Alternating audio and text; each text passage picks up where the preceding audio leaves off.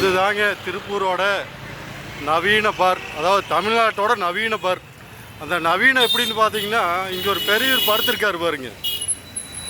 ஒரு பெரியவர் ரொம்ப முடியாத கண்டிஷனில் சரக்கை போட்டு மட்டையாகி படுத்திருக்காரு. ரொம்ப நவீன முறையில் டிச்சு குழி ஸ்லாப் மேலே படுத்திருக்காரு. இது ஒரு நவீனம். அடுத்தது பார்த்திங்கன்னா, இவ்வளோ ஒரு டிராஃபிக்கான ஒரு ஏரியா. இந்த இடத்துல நொச்சிப்பாளையம் பிரிவில் ஒயின் ஷாப் இருக்குது. அது அதை விட ரொம்ப முக்கியமான ஒரு நவீனம்.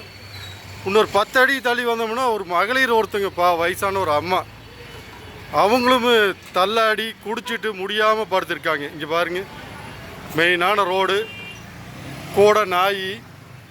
இது மிகப்பெரிய ஒரு நவீனம். இந்த நாய்க்கு கூட அப்போ போதை தெளியாமல் படுத்திருக்கிறது மிகப்பெரிய நவீனம். இந்த நவீனத்தை இப்போது நம்ம அரசுக்கு கொண்டு வந்திருக்காங்க. இவ்வளோ ஒரு நவீனமான ஒரு பெட்டு கொடுத்துருக்காங்க அவங்களுக்கு பூரா டிச்சு குழியில்.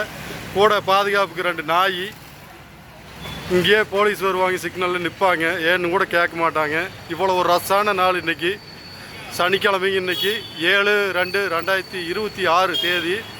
இவ்வளோ ஒரு ரஷ்ஷான ஏரியாவில் பாருங்கள், ஒரு 10 அடி தூரத்தில் 2 பேர் கிடக்குறாங்க வயசானவங்க. இவங்க நான் காலையில் இப்போ பொழுதோடு பார்க்குறேன். காலையில் பார்த்தீங்கன்னா பசங்க சுற்றிட்டு இருந்தாங்க அங்கங்கே ரோட்டில் 8 போட்டு 7:30 போட்டு இந்த மாதிரிலாம் போயிட்டு இருந்தாங்க. இப்போது சாயந்தரம் பார்த்திங்கன்னா இந்த மாதிரி வயசான முதியவர்கள்லாம் இப்போ பலியாகி படுத்துட்டு இருக்கிறாங்க. முதல்ல ஒயின் ஷாப்பையும் இலவசத்தையும் யார் ஒழிக்கிறாங்களோ அந்த கட்சிக்கு ஓட்டு போடணும். இவங்களை இப்படி கெடுத்து குட்டிச்சவராக்கி இந்த காசை வாங்கி தான் நம்ம தாலி அழுக்கிறதுக்கு மழையிற்கு பணம், பஸ்ஸுக்கு இலவசம் கொடுத்து நாட்டை சின்னவனம் ஆக்கிட்டு இருக்காங்க நம்ம அரசியல்வாதிகள். எந்த கட்சியாக தான் இருக்கட்டும், யாருமே இலவசம் கொடுக்காதீங்க. எதுக்கு இலவசம் கொடுக்குறீங்க? எங்களுக்கு இந்த காசை வாங்கி தான் எங்களுக்கு பிச்சை போடுறீங்க. எல்லாருமே இலவசம் விடுங்க. யார் கேட்டாங்க கவர்மெண்ட்டுக்கிட்ட இலவசம் கொடுன்னு? இலவசத்தை விட்டுட்டு இந்த மாதிரி ஒயின் ஷாப்பெல்லாம் க்ளோஸ் பண்ணிவிட்டு ஒயின் ஷாப்பை தனியார்கிட்ட கொடுங்க.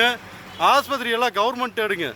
அதை விட்டுட்டு ஆஸ்பத்திரி பூரா தனியார்கிட்ட கொடுத்துட்டு ஒயின் ஷாப் பூரா கவர்மெண்ட் எடுத்து நடத்திட்டு இருக்குது. இன்றைக்கி நல்லா விளங்கிற நாடு.